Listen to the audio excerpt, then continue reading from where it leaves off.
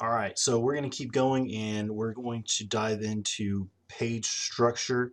And so for this one, I want you to begin to think um, about the stories that you read in maybe a newspaper. For each story, there's going to be very stereotypical things that you're going to see. One will probably be a headline. You'll also see some text below it, possibly some images.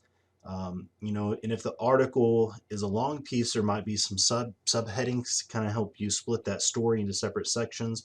There might be some quotes or pull quotes involved, and this familiar structure really helps the people who are reading that newspaper and frequent readers of this newspaper to find the information that they're looking for really quickly, and it's something familiar. And so the structure is very similar when a news story is viewed online. So whether we're going from print to online, we're still going to see some very similar structure. And so I think you can see that no matter what news outlet you might visit, you're going to see a very similar structure. So think about a different medium, a different form.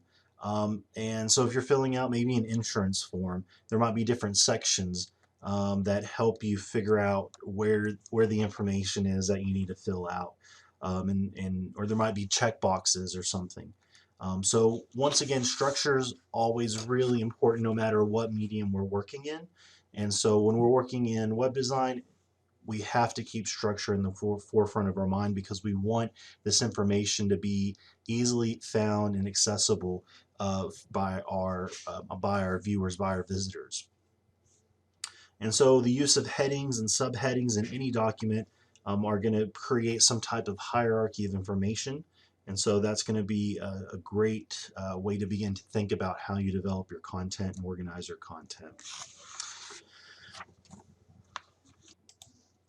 So there are some great resources out there to help you start looking at web design.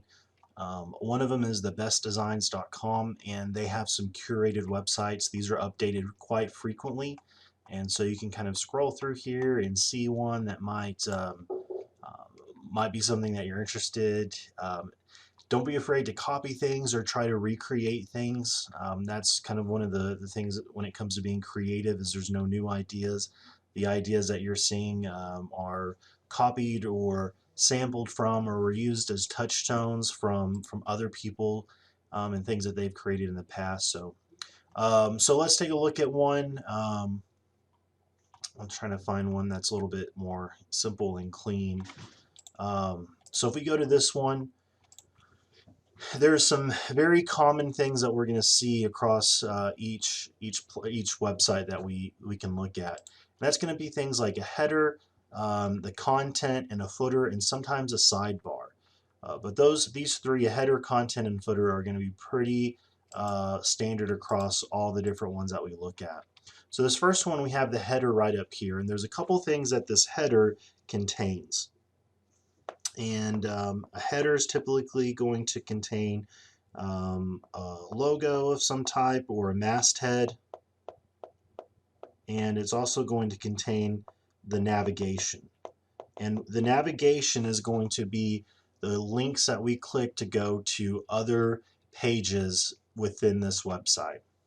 And then after that, we have some content, kind of the main content. And so here we have some of the main content. It's kind of fleshing out. We're seeing more and more information.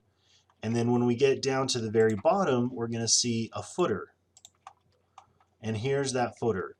And it doesn't matter what website we go to, we're going to see footers are going to be fairly similar. So here is our navigation bar. We have our logo, so this is all contained within the header. And if we scroll all the way down to the bottom, we're going to see a footer. So here we have all the links, just like we saw on the previous website. We have some links to get connected on social media, and we have kind of the terms of use or any copyright information that we might need at the bottom. So these are all going to be very similar as far as structure goes. So there's semantic HTML, and semantic HTML means that there's further meaning behind the elements that we're using. Okay, and so some of the semantic HTML that we're going to go over will be header, nav, main, article, section, aside, and footer. And all of these are types of containers, okay, or sections. And a container just means that we're putting information within this box, okay, and these are all semantic. There is one non-semantic, and that is a div. And once again, that is a container, and that's a non-semantic.